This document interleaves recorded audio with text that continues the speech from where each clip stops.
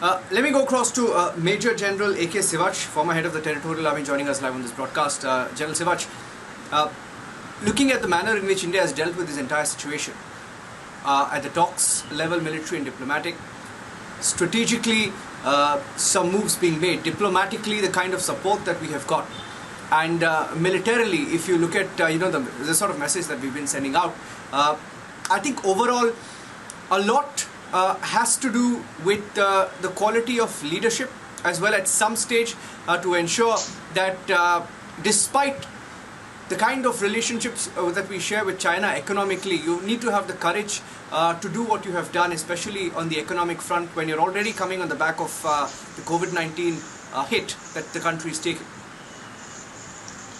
Yeah, absolutely correct, Niranjan. See, first of all, I was the Chief of Staff of 14 Corps Leh Ladakh for 2 years from 2011 and 12. So I am totally aware of the ground realities and the ground situation. Yes. What you have said is absolutely right. See, the point is, as far as dealing with China is concerned, it's not an easy job. It is a very complex situation which we are dealing today, because the disengagement, de-escalation has to be taken in a phased manner. Now, it is just a beginning which has taken place. I agree that this is a diplomatic and a military win, that diplomatically we could convince the Chinese that they have to move back. But remember, the writing on the wall was very clear. The Chinese have understood it, that militarily they are not as strong as India. You know, that is where the tremendous pressure has been put in last about 4 to 5 days, when our Air Force has displayed the air power there in Ladakh, has also given them strength. And at the same time, our mirror deployment, which is there on line of actual control, has also given them that the going will not be easy. Because see, the India army is a battle hardened. Indian army is experienced. Indian army is very good in mountain warfare. The Chinese have no experience. After 79 war, they have not fought, and in 79 in Vietnam they got a bloody north. So therefore the Chinese were also trying to get a face off. They have realized that they will not able to basically match India, and it will be a sort of defeat for them. You know, the basic reason as to why they have come, please understand that, and then you can understand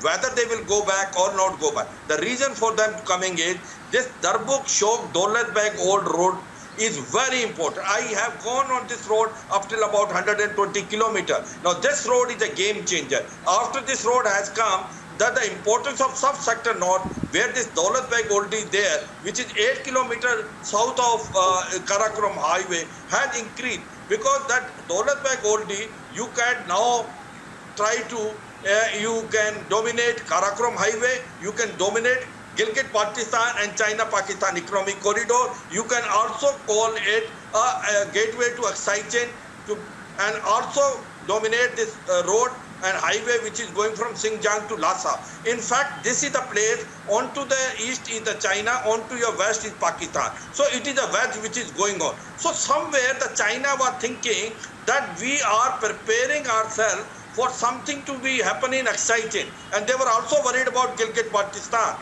This is the reason as to why they came in Galwan, because they want to interdict this road, Darbuk Shok Daulat Beg Oldie. They are worried that we may do something in Gilgit or may do in Excichen. Now the reason is that they have increased the strength in Gilgit-Baltistan by provoking Pakistan to bring almost 2 divisions there, and they have also taken a Skardu airfield.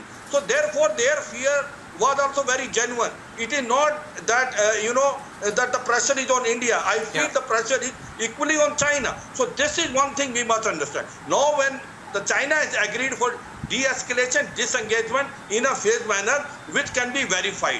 India is not going to accept anything till it is verified, because you can't believe China until unless it happens on ground. That is very important thing. Second thing is, now remember what has happened in Galwan Valley. It is a very narrow valley. In the Galwan River there is a flood. The Chinese cannot be remain deployed there. So they have to go back. My only worry is, it is not the front troops. It is the reserve formation, 5, 6 and 8 MAC division and motorized division which are there. Until unless they don't go back to their peace location, the problem will remain. So we have to be very careful. And the second issue which we are telling is, the acid test will be in Pengangso from finger 4 to 8.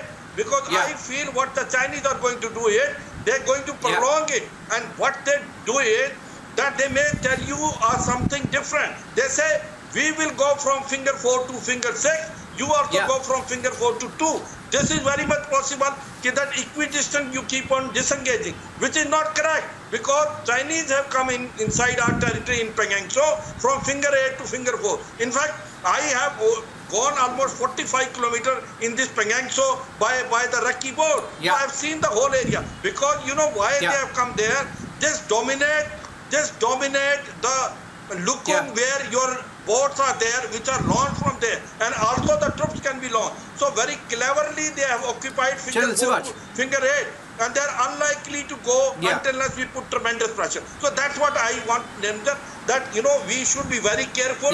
It is a good step, it is a good beginning, but we must verify, we must be aware of all action done by Chinese, because you can't believe Chinese until they verify and be aware. Verify, be aware. They are isolated.